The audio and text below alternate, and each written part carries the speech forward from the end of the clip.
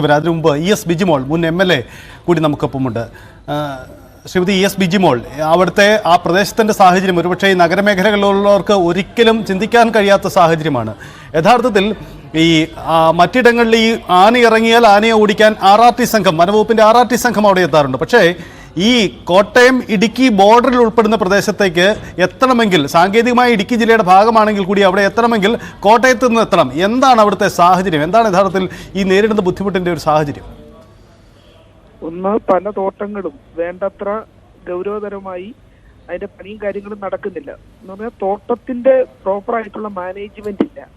അതിന്റെ ഭാഗമായി തന്നെ ഈ തോട്ടം മരമൊക്കെ മുറിച്ച് പോയി കഴിഞ്ഞാൽ കാട് പിടിച്ച് കിടക്കുന്ന സാഹചര്യമുണ്ട്.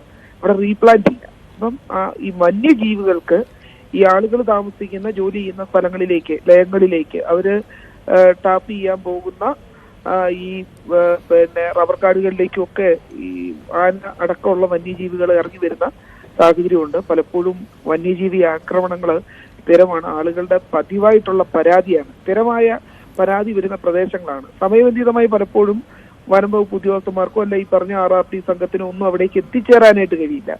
അത് വലിയൊരു വനപ്രദേശമായി മാറിക്കൊണ്ടിരിക്കുകയാണ് ഈ എസ്റ്റേറ്റ് എന്ന് പറയുന്നത്.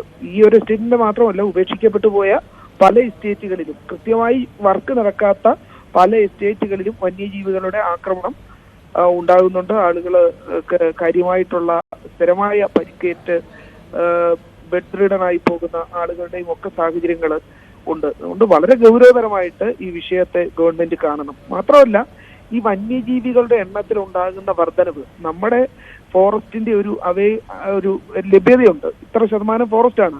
ആ ഫോറസ്റ്റിനകത്ത് ജീവിക്കാൻ കഴിയുന്ന കടുവയാണെങ്കിലും മറ്റു വന്യജീവികളാണെങ്കിലും അതിനൊക്കെ ഒരു എണ്ണമുണ്ട്. ആ ഒരു 200 സ്ക്വയർ കിലോമീറ്ററിലായിരിക്കും ഒരു കടുവ ഉണ്ടാവുക, ഒരു ആൺകടുവ ഉണ്ടാവുക. അതിന്റെ ടെറിട്ടറിയിലേക്ക്, അതിന്റെ കുഞ്ഞുങ്ങളാണെന്ന് പറഞ്ഞാൽ പോലും അവിടെ നിൽക്കാൻ കഴിയില്ല. സ്വാഭാവികമായി ഇത് പുറത്തേക്ക് പോകേണ്ട ഒരു സാഹചര്യം ഉണ്ടാകും. അപ്പൊ നമ്മുടെ ഒരു വനവിസ്തൃതി എത്രയാണ്, നമുക്ക് എത്രമാത്രം മൃഗങ്ങളെ ഉൾക്കൊള്ളാൻ കഴിയും, അവർക്ക് ആവശ്യമായിട്ടുള്ള തീറ്റ. ES ബിജിമോൾ, ഇത് സംസ്ഥാനത്തിന്റെ ഒരു പൊതു സാഹചര്യമാണ്. നമുക്ക് അതിൽ പുനഃപരിശോധന ആവശ്യമാണ് നിലവിലുള്ള സംവിധാനത്തിൽ. ഒരു കാര്യം ശ്രദ്ധയിൽപ്പെടുത്തട്ടെ. ഇപ്പോൾ ആ കുടുംബം നേരത്തെ തന്നെ ഈ സർക്കാർ അധികൃതരോട് തങ്ങൾ അവിടെ നേരിടുന്ന ബുദ്ധിമുട്ടുകൾ വിവരിക്കുന്ന, അതായത് ഒറ്റപ്പെട്ട് ജീവിക്കുന്നു, പകലൊരു വണ്ടി പോലും വരാനില്ല, രാത്രി പുറത്തിറങ്ങാൻ പറ്റുന്നില്ല, 20-ലധികം ആനകൾ വരുന്നു, പുലി വന്ന് വീട്ടുമുറ്റത്ത് നിൽക്കുന്ന പട്ടിയെ കടിച്ചുകൊണ്ട് പോകുന്നു, ഇങ്ങനെയുള്ള അവരുടെ അനുഭവം അവർ പങ്കുവെച്ച വീഡിയോ അടക്കം ദൃശ്യം പുറത്തു വന്നിട്ടുണ്ട്. അപ്പോൾ ആ പ്രദേശവാസികൾ, താങ്കൾ മുമ്പ് അവിടുത്തെ MLA കൂടി ആയിരുന്നുകൊണ്ട്, ആ പ്രദേശത്തിൻ്റെ MLA കൂടി ആയിരുന്നുകൊണ്ട് ഞാൻ ചോദിക്കുകയാണ്, എന്തുകൊണ്ടാണ് നമുക്ക് അവരൊരു അപകടത്തുരുത്തിലാണ് എന്നറിഞ്ഞിട്ടും അവരെ ഒന്നും മാറ്റി നിർത്താൻ കഴിയാത്തത്? കാരണം വന്യജീവി ആക്രമണം അതൊരു പൊതു വിഷയമാണ്, എല്ലാ ഇടങ്ങളിലും അനുഭവപ്പെടുന്നുണ്ട്. പക്ഷേ അപകട മേഖലയിൽ നിന്ന് അവരെ മാറ്റി നിർത്താൻ എന്തുകൊണ്ടാണ് അവിടെ ഒരു പിഴവ് സംഭവിച്ചിട്ടില്ലേ? ഇവിടുത്തെ ഈ തോട്ടം ലയങ്ങളിൽ താമസിക്കുന്ന, ഈ വനത്തിന്റെ പരിസരങ്ങളിൽ താമസിക്കുന്ന ആളുകളുടെ ചില പ്രശ്നങ്ങളുണ്ട്. അവരെ ഒന്ന് റീഹാബിലിറ്റേറ്റ് ചെയ്യുക, അവർക്ക് സുരക്ഷിതമായിട്ടുള്ള ഒരു ഇടം കണ്ടെത്തി അവരെ മാറ്റി താമസിപ്പിക്കുക. ഇപ്പം വനത്തോട് അടുത്ത് താമസിക്കുന്ന ആളുകൾക്ക് ആശിക്കുന്ന ഭൂമി എന്ന് പറയുന്ന ഒരു പദ്ധതിയൊക്കെ കൊണ്ടുവന്നിരുന്നു. പക്ഷെ അതൊന്നും നമുക്ക് പറയാം, ആളുകളുടെ ഡിമാൻഡിനനുസരിച്ച് ആ പദ്ധതി തുക വകയിരുത്താനായിട്ട് സർക്കാരുകൾക്ക് കഴിയുന്നില്ല. അത് കേന്ദ്ര ഗവൺമെന്റും സംസ്ഥാന ഗവൺമെന്റും കൂടെ ചേർന്ന് നടപ്പിലാക്കുന്ന ഒരു പദ്ധതിയാണ്. ഇപ്പൊ 100 പേര് ആപ്ലിക്കേഷൻ വെച്ചാൽ 10 പേർക്കാണ് കൊടുക്കാനായിട്ട് കഴിയുക. അപ്പൊ ബാക്കിയുള്ളവര് ഈ പറയുന്ന ഹൈ റിസ്ക് ഏരിയയിൽ താമസിക്കേണ്ട ഒരു സാഹചര്യം ഉണ്ടാകുന്നു. പക്ഷെ ഇവരെ സംബന്ധിച്ചിടത്തോളം ഇവരുടെ ആപ്ലിക്കേഷൻ ഓൾറെഡി ഗവൺമെന്റിന്റെ മുമ്പിലുണ്ട് എന്നാണ് ഞാൻ മനസ്സിലാക്കുന്നത്. ഗവൺമെന്റ് ആ ഒരു പരിഗണന കൊടുക്കുകയും സമയബന്ധിതമായി ആ വിഷയത്തിൽ ഇടപെടുകയും ചെയ്തിരുന്നെങ്കിൽ അവരുടെ ജീവൻ ഇതുപോലെ അപകടത്തിൽപ്പെടില്ലായിരുന്നു എന്നാണ് എനിക്കിത് കേട്ടപ്പോൾ തോന്നിയൊരു കാര്യം. എന്തായാലും വളരെ ദാരുണമായ ഒരു സംഭവം എന്നുള്ള നിലയിലാണ് ഇതിനെ കാണുന്നത്. ഭരണകൂടത്തിന്റെ ഭാഗത്തു നിന്നുള്ള, പ്രത്യേകിച്ച് വനംവകുപ്പ് ഉദ്യോഗസ്ഥന്മാരുടെ ഭാഗത്തു നിന്നുള്ള ഗുരുതരമായിട്ടുള്ള അനാസ്ഥ ഈ കാര്യങ്ങളിൽ ഉണ്ടായിട്ടുണ്ട്. ഒരു കാര്യം കൂടി, നമുക്ക് പലപ്പോഴും പല അപകടത്തുരുത്തിലാണ് ഈ അതിർത്തി മേഖലകൾ, വനാതിർത്തികൾ. അത് തർക്കമില്ല കാര്യം. അത് കേരളത്തിൽ ഇടുക്കിയിലോ വയനാട്ടിലോ മാത്രമല്ല, കേരളത്തിൻ്റെ വനപ്രദേശങ്ങളിലെല്ലാം ഇത്തരമൊരു സാഹചര്യമുണ്ട്. നമുക്ക് മനുഷ്യസാധ്യമായ ഒരു വഴി, ഒന്ന് ഇതിനെ പ്രതിരോധിക്കാനുള്ള വഴികൾ മുൻകൂട്ടി കണ്ട് അതിന് വഴിയൊരുക്കുക എന്നതാണ്. അതിൽ താങ്കൾ നേരത്തെ സൂചിപ്പിച്ച പോലെ ഈ വനാതിർത്തികളിൽ താമസിക്കുന്നവരെ മാറ്റിപ്പാർപ്പിക്കാനുള്ള പദ്ധതികൾ ആ രീതിയിൽ ഉണ്ടാവണം. അതിന് ചില സാങ്കേതിക തടസ്സങ്ങൾ ഉണ്ടാവുന്നുണ്ടാവാം. അപ്പോൾ ഇതിന് ഒരു ആർജവമില്ലായ്മ സംഭവിക്കുന്നുണ്ടോ? അല്ലെങ്കിൽ നമ്മുടെ പദ്ധതികളുടെ മുൻഗണനാ ക്രമത്തിൽ ഇത് ഉൾപ്പെടാതെ പോകുന്നതിൻ്റെ ഒരു വിഷയം കൂടി ഇല്ലേ യഥാർത്ഥത്തിൽ? ഇവിടെ ഒരു ശരിക്കും പറഞ്ഞാൽ നമുക്ക് വനസംരക്ഷണ നിയമങ്ങൾ സെൻട്രൽ ആക്ടിന്റെ അടിസ്ഥാനത്തിലാണ് സ്റ്റേറ്റ് ആക്ട് ഉണ്ടാക്കുന്നതും, സ്റ്റേറ്റ് ആക്ട് അല്ല, അതിന്റെ നിയമങ്ങളൊക്കെ അനുബന്ധ നിയമങ്ങളൊക്കെ വരുന്നത് സ്റ്റേറ്റിൽ വരുന്നത് ഇതിന്റെ സെൻട്രൽ ആക്ടിനെ ബേസ് ചെയ്തിട്ടാണ്.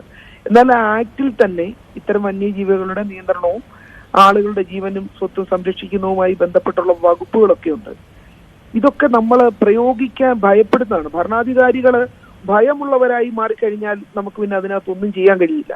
ഭരണാധികാരികളുടെ ഭയം എന്ന് പറയുന്നത് ഇതിനകത്തൊരു പ്രശ്നമാണ്. ഇത് ചെയ്താൽ പ്രശ്നമാണോ, അത് ചെയ്താൽ പ്രശ്നമാണോ എന്നൊരു തോന്നലിലേക്ക് ആളുകൾ പോയി കഴിഞ്ഞാൽ നമുക്കൊന്നും ചെയ്യാൻ കഴിയില്ല.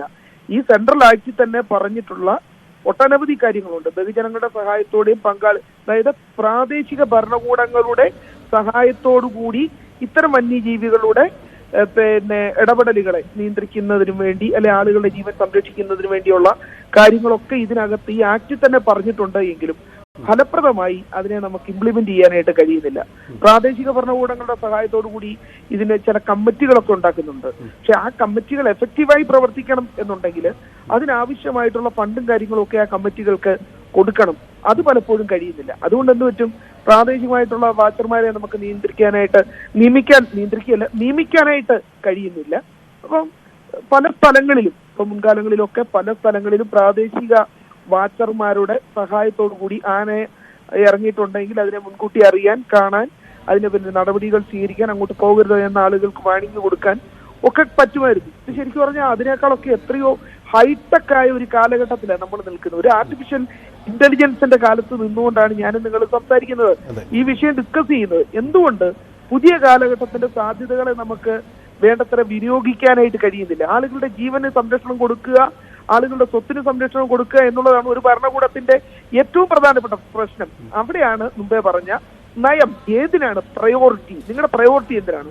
ആളുകളുടെ ജീവനും സ്വത്തിനും സംരക്ഷണം കൊടുക്കുക എന്നുള്ളതാണ് നിങ്ങളുടെ പ്രയോറിറ്റി എന്നിരിക്കെ നിങ്ങളുടെ ആ ഉത്തരവാദിത്വവും കടമയും ചെയ്യാതെ നിങ്ങൾ ഈ നാട്ടിൽ എന്തൊക്കെ ചെയ്തു എന്ന് പറഞ്ഞാലും അതൊക്കെ ബഹുജനങ്ങളുടെ ഇടയിൽ അതൃപ്തിക്ക് കാരണമാകത്തേ ഉള്ളൂ. ഒരുപക്ഷെ അതിനൊക്കെ ദൂരവ്യാപകമായി പിന്നീടൊക്കെ അംഗീകാരം ലഭിച്ചേക്കാം. പക്ഷെ ഒരു പൗരന്റെ ജീവനും സ്വത്തിനും സംരക്ഷണം കൊടുക്കാൻ കഴിയാത്ത ആളുകളെ ഒരു ഭരണകൂടം എന്ന് പറഞ്ഞിട്ട് നമുക്ക് വിശേഷിപ്പിക്കാനായിട്ട് പറ്റുമോ? ഒന്നും പറ്റില്ല. ഇതൊക്കെ വളരെ ഗുരുതരമായ അനാസ്ഥയുണ്ട്. എത്രയോ ആളുകളുടെ ജീവൻ, ഇന്ന് വയനാട് വീണ്ടും സംഭവം ഉണ്ടായിരിക്കും. ഇതിനെങ്ങനെ ലാഘവ ബുദ്ധി കണ്ടാൽ പോലെ വളരെ സീരിയസ് ആയി കൈകാര്യം ചെയ്യേണ്ട ഒരു വിഷയം എന്നുള്ള നിലയിൽ തന്നെ ഗവൺമെന്റ് ഇതിനെ കാണണം. ശക്തമായിട്ടുള്ള, അപ്പൊ ഏതെങ്കിലും ഒരു മന്ത്രിയുടെ ഉത്തരവാദിത്വമാണ്, അവരുടെ വകുപ്പിന്റെ ഉത്തരവാദിത്വമാണെന്നും പറഞ്ഞിട്ട് ഇതിനെ മാറ്റിവെക്കാൻ കഴിയില്ല. മുഖ്യമന്ത്രി ഈ വിഷയത്തിൽ ഇടപെട്ട് അടിയന്തരമായി, എനിക്ക് തോന്നുന്നു അതിനുവേണ്ടി ഒരു ക്യാബിനറ്റ് വിളിച്ചാൽ അതൊക്കെ മുഖ്യമന്ത്രിയാണ് തീരുമാനിക്കേണ്ടത്. അപ്പാരുമല്ല, നമ്മൾ അക്കാര്യത്തിൽ ഈ ഒരു വിഷയം ചർച്ച ചെയ്യുന്നതിന് വേണ്ടി മാത്രം മുഖ്യമന്ത്രി യോഗം വിളിക്കുകയും ക്യാബിനറ്റിൽ ഗൗരവതരമായി ചർച്ച ചെയ്യുകയും കൂട്ടായ ഒരു ഇടപെടലിലൂടെ ഈ പ്രശ്നങ്ങൾക്ക് എങ്ങനെ പരിഹാരം ഉണ്ടാക്കാൻ കഴിയും, നയം എങ്ങനെ പ്രഖ്യാപിക്കാനായിട്ട്, അത് ഗവൺമെന്റിന്റെ നയമാണല്ലോ, ഇത് പിണറായി വിജയൻ LDF ഗവൺമെന്റിന്റെ നയമാണ്. ആ രൂപത്തിൽ തന്നെ ആ വിഷയത്തെ വിഷയത്തെ അഡ്രസ് ചെയ്യണം. ഇനി ഒരു ജീവൻ കേരളത്തിൽ വന്യജീവി ആക്രമണത്തിലൂടെ നഷ്ടപ്പെടില്ല എന്ന ഉറപ്പ് ഭരണകൂടങ്ങൾക്ക് പറയാൻ കഴിയണം. ജനങ്ങളുടെ ജീവനും സ്വത്തിനും സംരക്ഷണം നൽകുക എന്നുള്ളത് ഭരണകൂടങ്ങളുടെ പ്രാഥമിക ഉത്തരവാദിത്തമാണ്. അതിനായിരിക്കണം മുൻഗണന.